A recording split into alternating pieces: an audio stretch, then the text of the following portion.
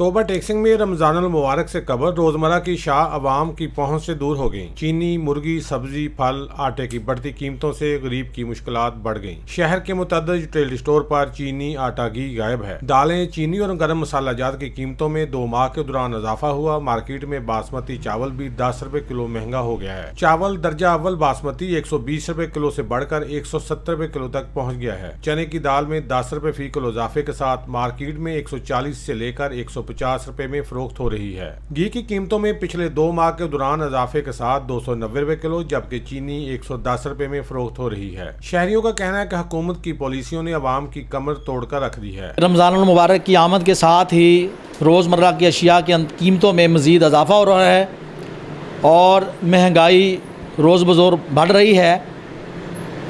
Utility store पर आटा, चीनी, दालें नायाब हैं और आवाम आटा लेने के लिए लाइनों में खड़ी है, लेकिन वहाँ पर घंटों ख़वातीन खड़ी रहती हैं और उन्हें आटा भी नहीं मिलता। दूसरी जानब मुकामी इंतजामिया भी मुर्गी का गोश्त, सब्जियां, दालें, चीनी, आटा सरकारी नर्ख पर फरोख्त कराने में नाकाम है। शहरियों ने आला हुकाम से मुतालबा किया है कि गराम फरोशों के खिलाफ सख्त से सख्त कार्रवाई की जाए। कैमरामैन अली हैदर के साथ सुल्तान महमूद, टोबा टेक्सिंग।